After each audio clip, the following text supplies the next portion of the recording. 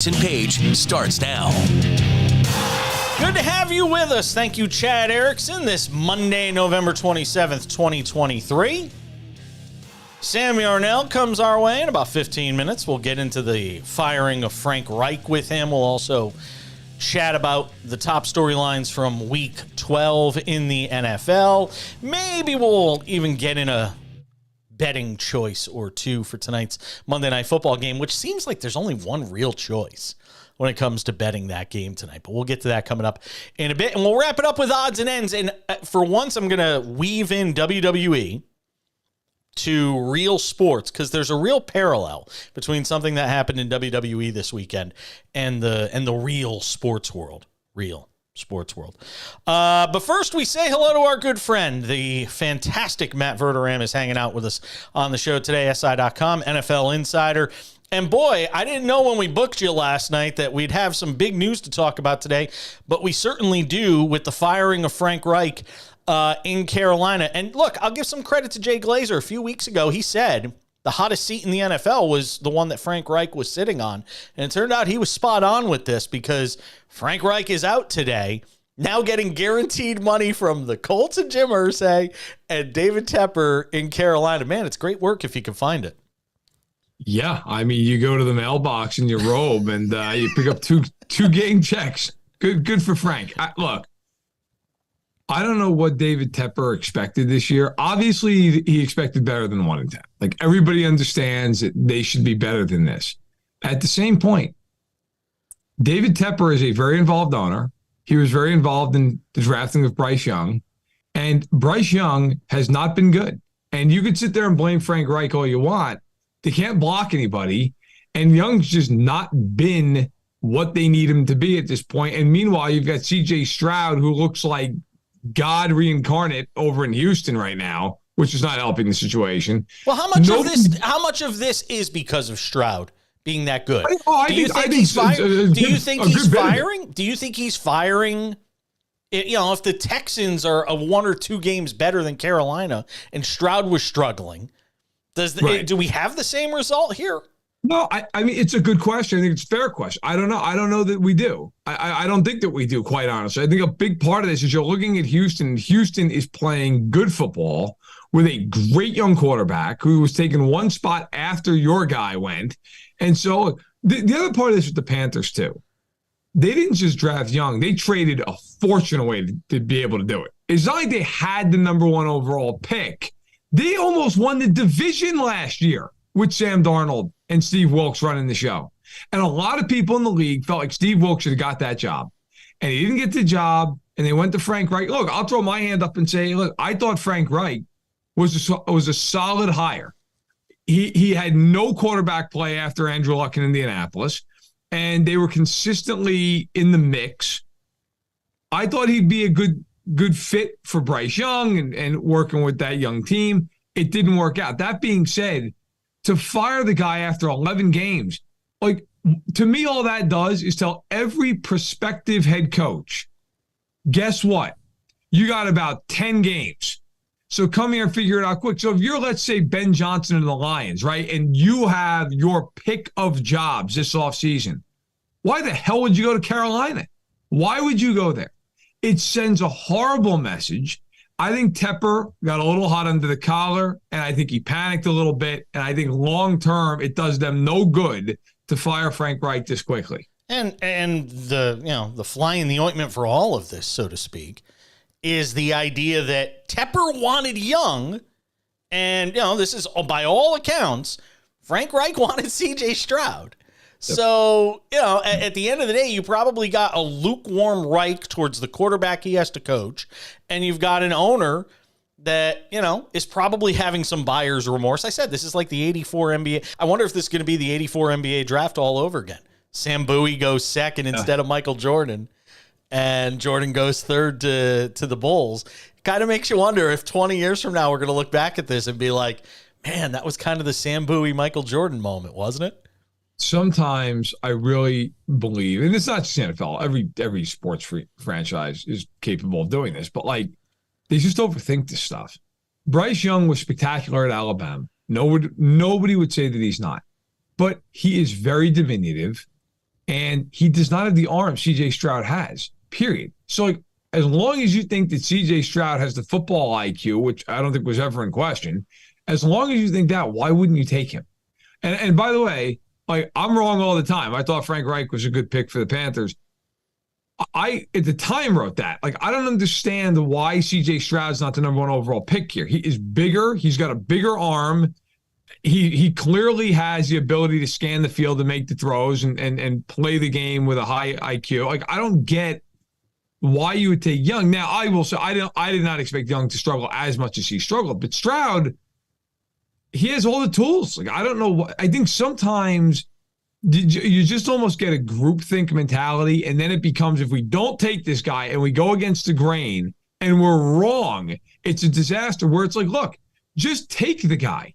You know, if you think you're right, I always tell the story when the Chiefs drafted Mahomes, they went from 27 to 10 to do it. And people at the time were like, wow, that, huge jump in the draft. I had somebody in the organization telling me, we tried to get the 5. The Titans just wouldn't trade it. Like, they would have gone to the number 1 pick if they could have done it. They just felt like he was that great of a player, even though a lot of people at the time killed them for taking him at 10. If you believe in a guy, you just do it, and you live with the consequence. I think the Panthers, they were split in the building. They ended up on Young, and now here we are. The oldest comparison, by the way, that I can think of when it comes to, this Reich situation is, you want to open up a restaurant that you expect to be a Michelin star restaurant. You bring in the greatest chef from the other side of the world, and then you tell them, but we're going to give you these ingredients to work with, and there's no flexibility. You've got, you know what? We want you to cook the greatest steak in the world, but we're getting steak from Kroger's. That's the steak that you get to cook with. No offense to Kroger. That's the steak you're going to get to cook with. We're not giving you the best meat. We're not giving it right from the butcher. No, we're going to give you the stuff that was shipped in a moving van somewhere, and that's what you get to work with if you're Frank Reich. And at the end of the day, you cannot run an organization that way. You can't say we're starting fresh with Frank Reich, who's a quarterback coach, and then we're going to give you a quarterback that you don't want. You can't do it. Well, next year for them is year 30, and they're yet to win a Super Bowl. Been to a couple, so not a complete disaster. But I mean, you look at them and just go, "Where's this going?" I mean, you traded away. Let's face it, you probably traded away what's about to be the first overall pick in the draft. I mean, so in theory, or not in theory, in practicality, you frittered away 2 number 1 overall picks in a row. And the Bears are sitting there going, thank God, right? I mean, the Bears are like, amazing. Oh, this is a gift from heaven, right? I mean, now they can either take Caleb Williams or they could take Marvin Harrison Jr. I mean, if you're the Bears, you've died and gone to heaven. I mean, you're going to have 2 top 5 picks, and the Panthers are sitting there. They don't have either one of those picks anymore to use, and they don't have DJ Moore. It's that is about as bad as it gets. It really is. Matt, tell me something. We like to nitpick at the Eagles, and we've done it all year.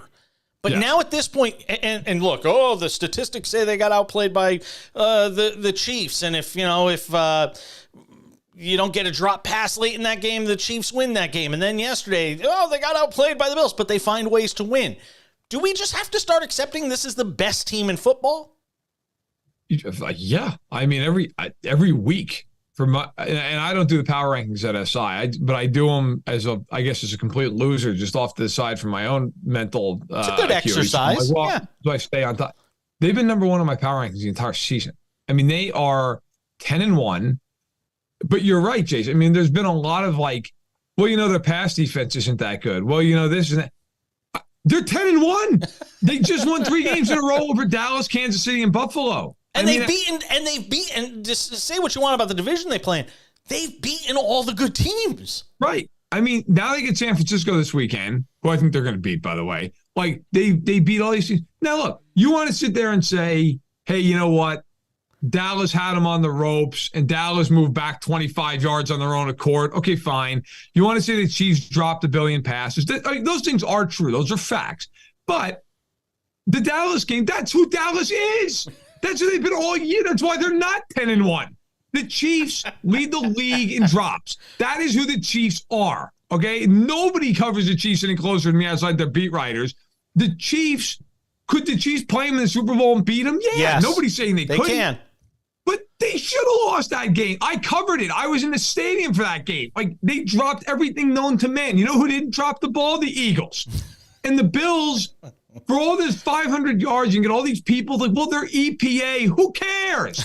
You're not doing seeding off of EPA, which, by the way, any stat that starts with expected should be thrown in the garbage. It didn't happen. Who cares? And the Bills are the darlings of all that stuff. Well, they're second in this and they're fourth in that. Yeah, well, they're 6-6. And they got 5 conference losses. And if they lose one more game, they're not making the playoffs. And they're going to lose in 2 weeks at Arrowhead because the Chiefs are going to give up 10 points in that game. Look, I'm to the point with Buffalo.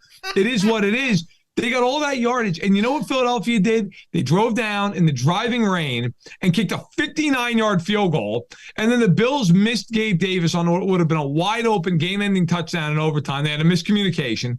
And then the Bills, for reasons I'll never understand, played prevent defense until they hit the 10th row.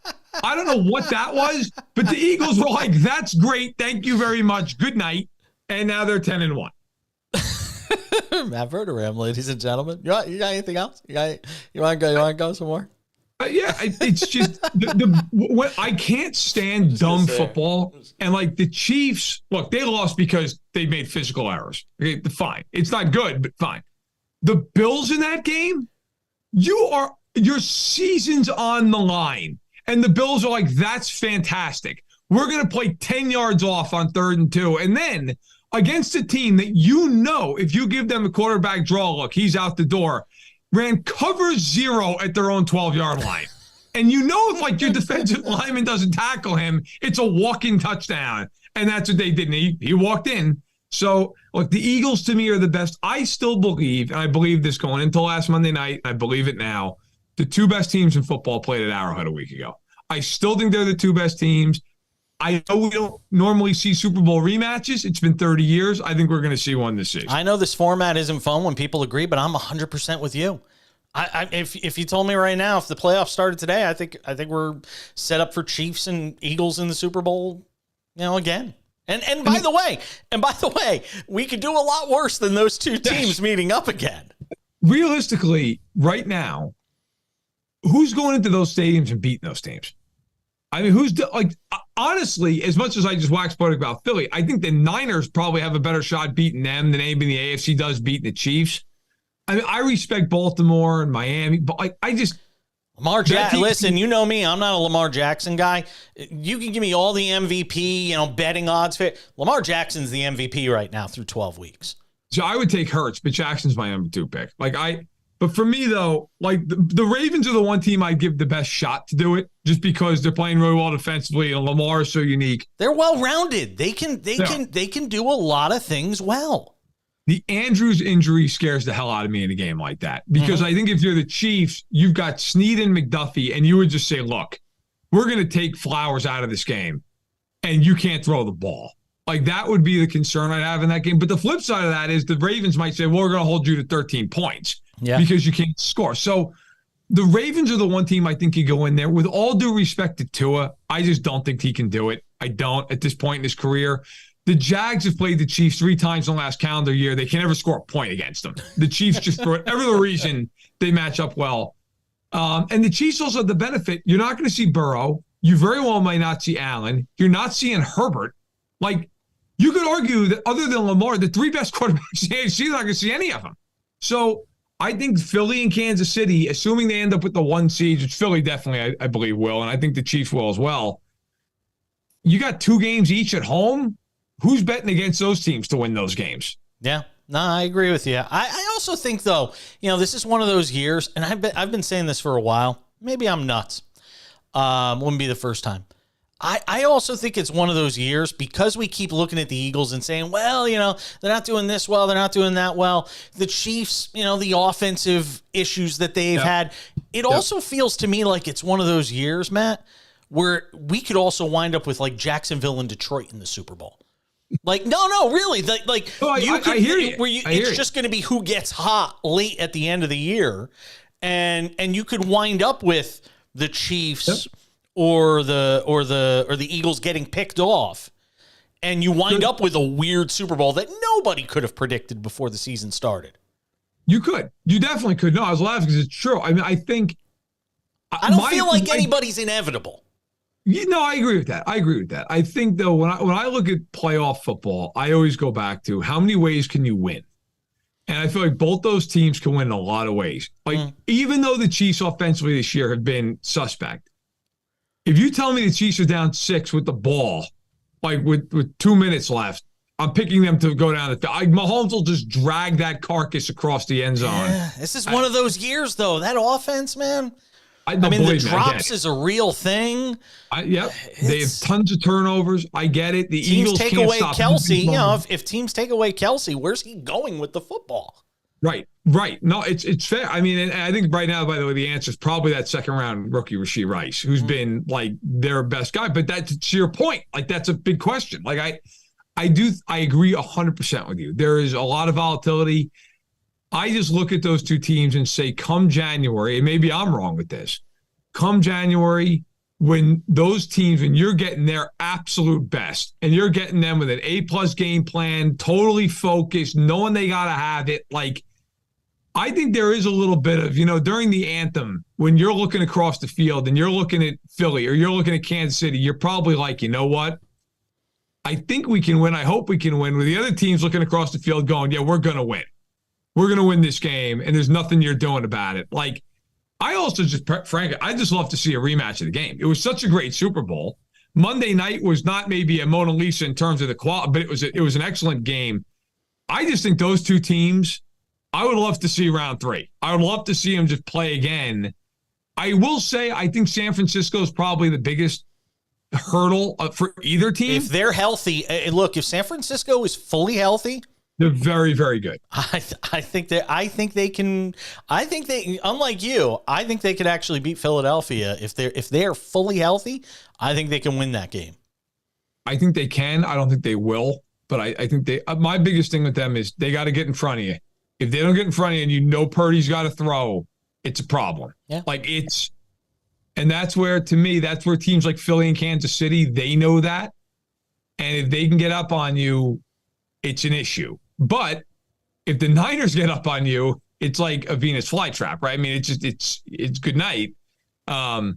It's going to be fascinating. It really is. I mean, it's a year where you're right. There's no gimmies. There's no team you'll look at and just go, that team's so overwhelming. There's no chance they're not going to, that they're going to get knocked off. That doesn't exist this season. No, there's no. To me, there is nothing that seems inevitable like in so many years past. Here's the good news. In a couple of months, we'll find out if any of what we thought was right or not. Matt Verderame, NFL insider over at SI.com. Check out his work there. It is terrific. Matt, I always appreciate it, my friend. Thank you.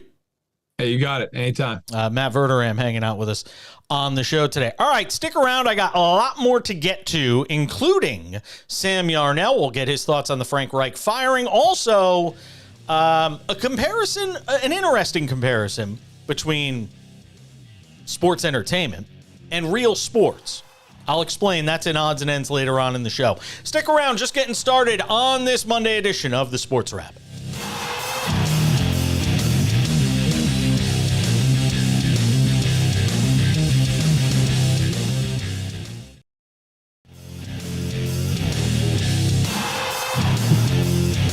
We continue on this Monday edition of the show. Good to have you with us. I'll get to the we in a second. Thank you to Matt Verderame for stopping by, NFL insider over at SI.com. Thoughts with him on a busy NFL Monday. We plan these shows out in advance. I the night before, because we tape early in the morning on anywhere between 9 a.m. and noon. We tape on the weekday mornings. And it just goes to show you, sometimes you can make all the plans in the world and then we just throw our papers up in the air and we marvel at how badly and spectacularly wrong things are because we have to go and do redos. And mornings like today are a perfect reason why, with Frank Reich having been fired as the head coach of the Carolina Panthers with the team at 1-10 through their first 11 games, and Reich gets canned in his first season with the Panthers. Obviously not his first season in the league as a head coach, and he becomes the first head coach to be fired mid-season in back-to-back seasons. Let's talk about it. Our man Sam Yarnell is hanging out with us on the show today, as he does each and every day. And Sam, look, at the end of all of this is an ownership issue. It could all go back to David Tepper. His tenure since he has taken over has been a disaster. And the reality is, I get the sense, I have no inside information, but Frank Reich did not want, by all accounts, Frank Reich wanted the guy in Houston, in C.J. Stroud. He didn't want Bryce Young. So now he gets saddled with a quarterback he doesn't even want, which is the equivalent of saying, hey, we're going to hire you to be our head chef at this great, expensive restaurant. We want it to be a 5-star Michelin star restaurant. And we're going to hire you to be the head chef. But we're going to pick the ingredients. The owner, some bean counter in an office, is going to pick the ingredients out. And they're going to decide what you have to work with for the menu. You know that's not going to end well. So, and look, Jay Glazer, 3 weeks ago, Jay Glazer said the hottest seat in football was the one Frank Reich was sitting on. So anybody who was paying attention over the last month is not surprised that Frank Reich is out. And I wouldn't be surprised if he just needled Tepper, because he's got guaranteed money coming to him now from two teams. He's got guaranteed money coming from Jim Irsay and David Tepper. Talk about getting your bag. And Frank Reich's going to get paid all of that money. But, this is what happens when you draft the wrong quarterback. Inevitably, this is what happens when you draft the wrong quarterback. Give me your thoughts. So I agree with everything that you said, Jason. I think it's a Tepper issue, but I think there's a name that we've got to not forget about. And that's Scott Fitterer. I don't know how Scott Fitterer made it out of today with a job if Frank Reich made it out without one. And I think that tells us a little bit more about where those relationships are in the back offices down in Carolina. I think Fitterer and Tepper are probably like this, considering Fitterer's the guy who makes the trade with the Bears for the number 1 overall pick that goes to Bryce Young. He also is the one who sends them DJ Moore, and then not 4 months later says we're in the market for a number 1 wide receiver. It's a very interesting dynamic. I'm not going to come out and say that they fired the wrong guy, but it seems like they fired the wrong guy. Fitterer is seemingly driving this franchise into the ground from a personnel standpoint, which is pretty hard to do. And they've kind of obviously made Frank Reich the scapegoat. Jason, I don't think it's anything that unsimilar to what happened to Frank Reich in Indianapolis, right? Same kind of thing. Disagreements between Jonathan Taylor and the front office. So you've got a star player who the coach is kind of just the middleman in the beef between the star player and the front office. Same as Carolina. When you look at the Bryce Young situation, Frank Reich found himself out on an island and he became the scapegoat. It's interesting. He's got to find better teams to go to when he wants a new coaching job. But in most cases, when you are getting a head coaching job, you're usually taking over a disaster. And by its very nature, if you're a new head coach, you're usually, unless you're talking about the rare instance where somebody retires after X number of years in the league, you're generally taking over a dumpster fire. And here's the other thing. I would say this is probably 80-20, with 80% of it being above Frank Reich's pay grade, whether it's GM, player personnel, David Tepper, who's been an absolute train wreck since taking over the Panthers franchise. And 20% goes to Reich. And some of it has to go to Reich. You are a quarterback coach. You've got to be able to do more with Bryce Young than 9 touchdown passes over the first 11 games of the season. It's not like that franchise is devoid of talent so badly that they couldn't be a little better this year. Remember, Steve Wilkes, who's probably thanking his lucky stars right now that he didn't get that head coaching job, the full-time job, because we've seen how this ownership group is very willing to just exile coaches at the drop of a hat. And this is a meddlesome owner, by the way. This is a guy that wants to be Jerry Jones.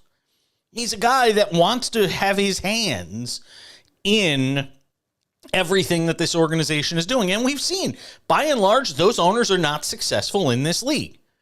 But if you're Frank Reich, you've got to be able to develop, and I know he wanted CJ Stroud, but if this is what you get, you've got to be able to develop it better than he has over the first 11 games of the season. Still, it's nuts to fire a guy midseason. It's not going to do anything. It's window dressing on a really bad season. On the Bryce Young thing, but I think that there's a discourse that needs to be opened, Jason, into, was Bryce Young ever really deserving of being the pick that he was? Was it not just ownership group's fault? Like, what? Seriously, this is an honest question, and I will eat it if I'm wrong on this, but at what point, in what single week even this season, even in their win, in what week this season did you watch Bryce Young on an NFL football field and say, yeah, that guy belongs as one of the 32 quarterbacks in the league? Because honestly, I haven't yet. And I did it with CJ Stroud maybe week 2 or week 3. When you have a bust that is just this prolific, abhorrent, yeah.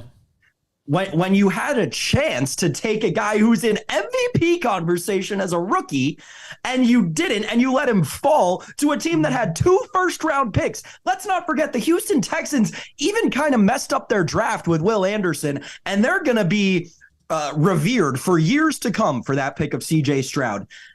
And it's just all falling back on the Panthers. They're left with an Alabama quarterback who is turning into yet another Alabama quarterback. I mean, really? Are we going to act like Bryce Young isn't just Jake Coker back there in the pocket? I guess Jake Coker's actually probably more Mac Jones. But the epidemic of Alabama quarterbacks, this is another thing that I've been on for years. The epidemic of Alabama quarterbacks has to stop. Alabama can't. There is one good quarterback that went to Alabama in the NFL right now, and he transferred out of Alabama. So we need to quit this narrative on Alabama quarterbacks are actually anything in the NFL. They're not. Well, other than Joe Namath. I mean, really? Right. I mean, so if we go back to the 1960s, then yeah. Bart Starr as well. Bart Starr, Alabama guy. Total respect for the program in 1960, Jason. You know what you start to wonder when it comes to this Bryce Young, CJ Stroud thing. Now, I get that in the 84 NBA draft, Hakeem Olajuwon went number 1, but then the second pick, you think about how the history of the Portland Trailblazers franchise would have been different. They drafted Sam Bowie, and Michael Jordan was sitting there. They drafted Sam Bowie, and Jordan goes 3 to Chicago. The rest is history. But makes you wonder how, if this could be, and I get it, it's only year 1 of CJ Stroud. There's going to be ups and downs to this thing as we've seen. But it does make you wonder if this is going to be the, Michael Jordan, Sam Bowie equivalent in the NFL. If 20 years from now we're talking and going, man, remember 20 years ago when they drafted Bryce Young number 1 in Carolina? And keep this in mind. They got no draft pick. They don't get the number 1 pick. So if the thought is, well, you tank, you get a number 1 pick again, you get a do-over quarterback, you get Caleb Williams, not happening. There won't be any Caleb Williams going there. He'll be going to Chicago or the Giants. Well, not the Giants, because the Giants have figured out that they just don't want to tank. They'd rather win games with Tommy DeVito, apparently. It's just the dumbest thing ever. Jason, how does your wide receiver core sound next year when it's Jonathan Mingo, who's in his 2nd year, Adam Thielen in his 16th year, and Robbie Chosen off of his couch? That's the Carolina Panthers wide receiving core you're looking at next year. I'm telling you, man, they're going to be in trouble for a long time. If this young thing swings and misses, you're talking 5 years of just being in the wilderness. And now here's the other thing. Now, look, D'Amico Ryans took the Texans job, and last offseason we were asking ourselves the same question about the Texans that we're likely to be asking about Carolina in this offseason, and that is, and Chris Tabor, who's the special teams head coach, is going to take over in the interim for Great. Chris Tabor's going to take over as the assistant. Somebody's going to get that. Somebody's going to take that job. Somebody's going to take that opportunity. Jim Caldwell is going to be calling the plays now. Maybe you recycle Jim Caldwell next season if you're this team. Who knows? But who's going to want that job? And look, we said the same thing with the Texans and D'Amico Ryans took the job, and it's gone spectacularly well. Despite the loss this weekend for that team, which we'll get into in the next segment. Somebody's going to take that job and be tasked with trying to work for an owner who's got a quick trigger finger. Hey, Sean McDermott, want to come back home? I don't think so. I don't know why there are fireworks. Wow, that was really awesome. I don't know what that was. It was awesome. And it was like right on time when you said Sean McDermott. Boom. I need to clip How did that just Bills happen? Fans are gonna love that. Get Sean McDermott out of Buffalo. Send him back to Carolina. That was the greatest thing ever. That was so funny. How did you do that? It's happening again. We got Rockets red glare. All right, stick around. We're going to come back. We'll talk about the big stories from yesterday. We'll try to figure out why there's a pyrotechnics show going on behind Sam. And we'll come back. We'll get into Week 12 around the league. A couple of big games that got my attention yesterday. Monday Night Football preview. We got a lot to squeeze in today on the Sports Wrap. Stay with us.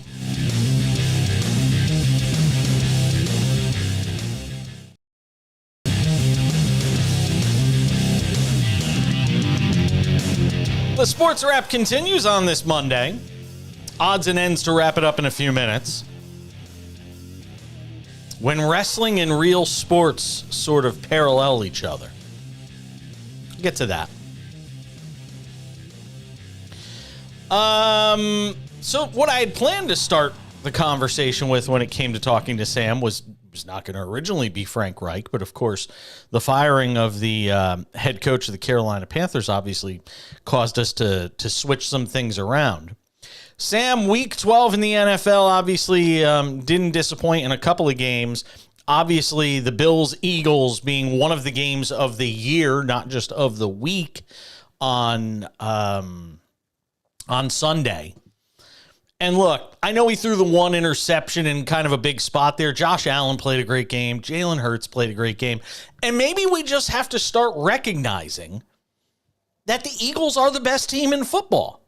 Maybe we have to start recognizing that they're just one of these teams that seems to play to the level they need to every week. Because we've seen them play down to the level of competition and we've seen them raise their level. Whether it was against the Chiefs last week, against the Bills in this spot. And everybody's like, well, if they play like this against the 49ers, they're going to lose and blah, blah, blah. Yeah, but they won't play like this against the Niners. They'll take it to the level they need to in order to beat the 49ers. And I'm not saying they will beat the Niners, but they're not going to get run out of that game. This is just who the Eagles are this year, isn't it? Maybe, but they should not have won this game. They should not be 10-1. They should be 9-2. Sean McDermott lost this game. The Eagles did not win this game. The Bills had this game in the bag, and with 20 seconds left, decided to hand the chance to the Eagles instead of take.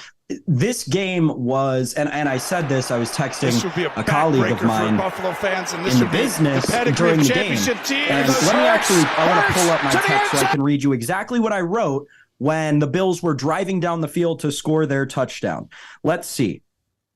Great to see Sean McDermott has used literally every excuse in the book to try to give the impression that he's still hands-off in this offense, the Bills offense, yet they still went screen, run, screen to go 3 and out on the opening drive of the game, have gone at this point, which I believe was still about 2 minutes to go in the game. They had gone first down run 5 times in the second half alone, a half when they were being wildly outplayed by Philadelphia. Philadelphia. And also, Latavius Murray and Ty Johnson were taking meaningful carries in that game last night. If you're going to look at me and tell me that Sean McDermott did not coach himself out of that game single-handedly, don't even talk about the drive in overtime where he played the Kansas City Chiefs 13 seconds defense against Philadelphia and let them walk right in. And by the way, Jordan Mailata said right after the game, he couldn't believe they scored on the play they scored on. It's one of the most frequent plays they use in the Eagles playbook. How did the Bills not see that coming? And the second they saw Jordan Poyer, the safety over the top, who, by the way, is almost as washed as this morning's laundry, as soon as they saw him bite on something, they knew Jalen Hurts was going to score. You knew Sean McDermott was going to coach himself out of this game. You knew it with 3 minutes to go in the fourth quarter, and they didn't even get to, and that was before they even got into overtime. It was ridiculous. You talk about 20 seconds to go in the fourth quarter. You got a timeout in your pocket and the most athletic quarterback in the league in the backfield, and you're too scared to throw the ball one time. It was ridiculous. The Eagles did not deserve to win that game, but the Bills coached themselves right out of it. You can make the argument then that the Eagles didn't deserve to win back-to-back weeks. I agree. I mean, they should have lost to the Chiefs. But they still keep finding ways to win. There's no getting around it. They still, every week, this team is an act, and this is what championship teams do. They find ways to win. Also, throw on top of this the fact that the Eagles' path to the Super Bowl is going to be a lot less fraught than whoever comes out of the AFC. Because the AFC is going to be really running the gauntlet. If you make it to the Super Bowl out of the AFC, you have earned your spot in Las Vegas. The same cannot be said when it comes to the NFC, where you've got an NFC South that is the embarrassment of football right now. But I'll be curious to see how this Eagles team does navigate the rest of this this regular season now. And again, and now you got people talking about Jalen Hurts. Is that your MVP now? Has Jalen Hurts moved up into the spot where we're talking about him as the MVP? Well, right now he's plus 150, according to our friends at FanDuel Sportsbook, the unofficial sportsbook of the SportsWrap. Unofficial, why? They don't pay us. Patrick Mahomes is second at plus 350. Dak Prescott is third at plus 600, which boggles the mind. See, this is the thing with the MVP. It's such a meaningless award at this point. It is. And look, are we tell you who it should be. Having a conversation where Patrick Mahomes is the second favorite when Christian McCaffrey has been doing what he's been doing, when Tyreek Hill is going to set the single season receiving yards record? No, I'll throw all them out. You know who it is right now? And I am not a fan of this player. I am not a fan. It's Lamar Jackson. Lamar Jackson's the MVP right now in this league. Great point. By any account, if you watch the way that guy is playing right now, Lamar Jackson is the MVP of the National Football League through 12 weeks in the season. Now, look, this is around the time of the year where he gets hurt and takes some time off. Hopefully that's not the case this year. You're the one to make faces when you're always predicting that Tua Tagovailoa is going to wind up getting injured. You're the one to make faces right now. That's kind of funny. Lamar's not in a contract year this year. The injuries are off the table. It's not a contract year, Jason. Come on. He is playing fantastic football this year. And again, anybody who's listened to me on the radio, watch me on TV, I am not a Lamar Jackson guy, but there is no denying. There's no denying he is playing some of his best football, if not the best football of his career. Through the first 12 weeks of the season. By the way, your guy, Christian McCaffrey, is plus 3,000 to win the MVP as of right now. Just wanted to put that out there. It's not going to happen. Hill? I would be more interested in Tyreek Hill winning it plus at this point than Christian McCaffrey. Tyreek is plus 4,000. They don't want to give it to. They want to give it to a quarterback. Right, which is the stupidest thing that the MVP has become the quarterback award and the offensive player of the year has become all 10 other positions on the field. That's so ridiculous to me. I understand having the nature of those two be different and give a quarterback one and a position player the other every year, sure, but don't make it the MVP always going to a quarterback. If you want to give the MVP to Tyreek Hill, then give the offensive player of the year to Jalen Hurts or, Christian McCaffrey, Patrick Mahomes, whatever denomination you want to make. The fact of the matter is, in 2023, a quarterback does not deserve to win the most valuable player because there's not been a quarterback that has been the most valuable player in the league. Jaguars beat the Texans yesterday. They're 8-3. They wrestle back control of that AFC South with that win. With the loss, the Texans actually dropped to third in the division now behind the Colts, even though those two teams are at 6-5. The Texans actually wind up in third by virtue of, I guess, tiebreakers. Colts, by the way, have won 3 in a row and thrust themselves back into the conversation as far as the wild card is concerned. Minshew mania in Indianapolis. I know that the Jags-Texans game upset you yesterday, so I'm going to give you about 60 seconds here to rant about the terrible officiating in that game. Yeah, I mean, at the end of the day, the officiating yesterday on the whole was just bad. Like, NFL officials all collectively took something before the game started yesterday. I don't know what it was. It was way worse than the Bills-Eagles game. But there are people going out all over social media for all 30 teams today, breaking down why 18 calls were missed. That's not, at the end of the day, what won and lost this game. There's way more of an argument to be made that the officials were more involved in the Philly-Buffalo game. In this game, D'Amico Ryans, what are you doing, man? Like, that was my thing. It's like D'Amico Ryans should be able to come out and own this sorry offense, and they go out and put up 450 yards of total offense on him. It was a little disheartening for me as a guy who's been such an avid supporter of the Houston Texans all year. Don't get me wrong, I still think that this team is very good and could win a playoff game. He's a rookie head coach, though. There's going to, as much as we talk about, growing pains for different people, it's going to be growing pains for head coaches too.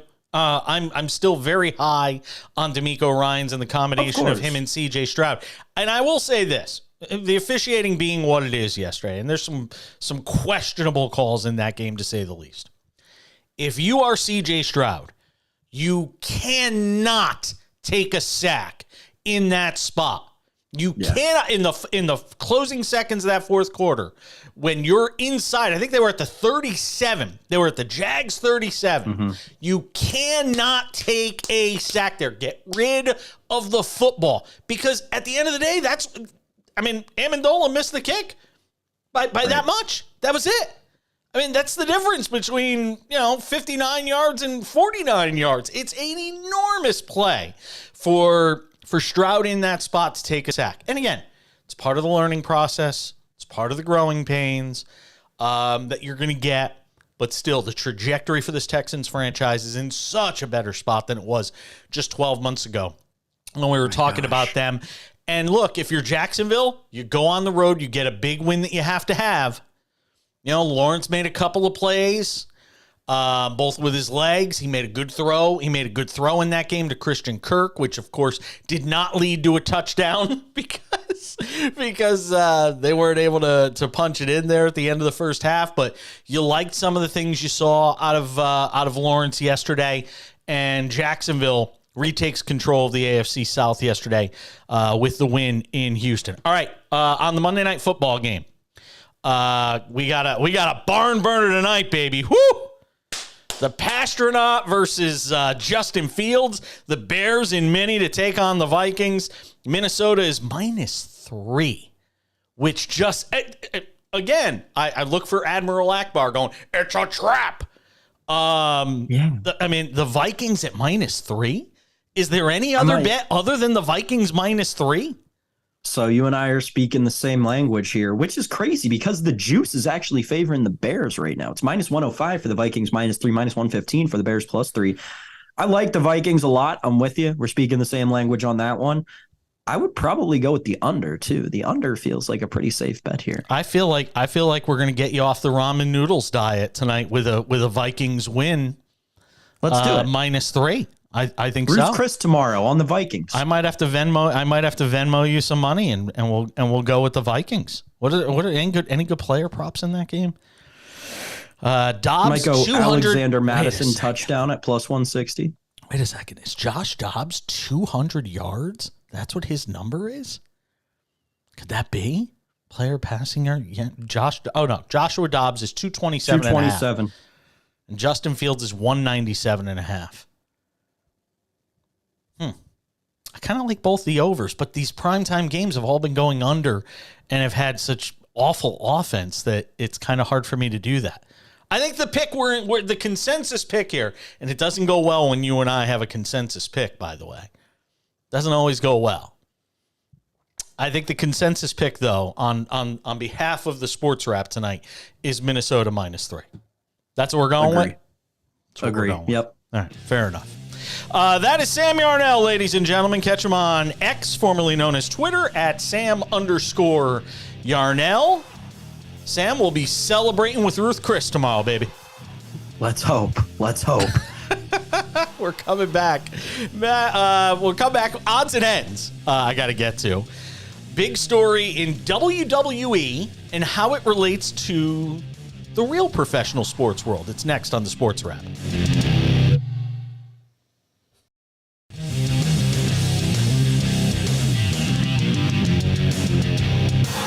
All right, one last thing before we go in odds and ends to wrap up the show today.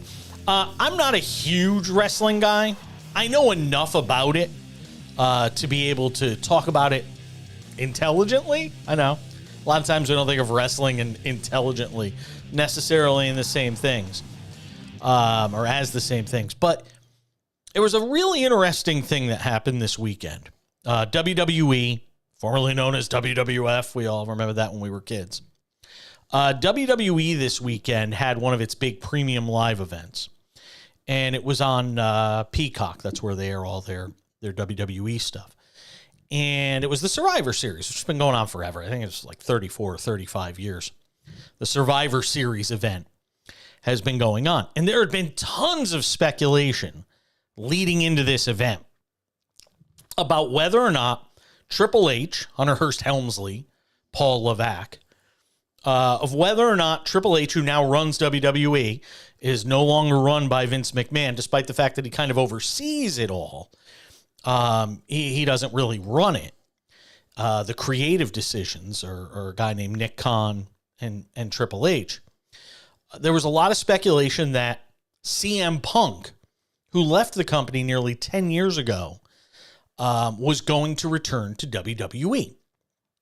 Now, he had been with AEW for about a year and then flamed out there, and that all kind of fits into this conversation.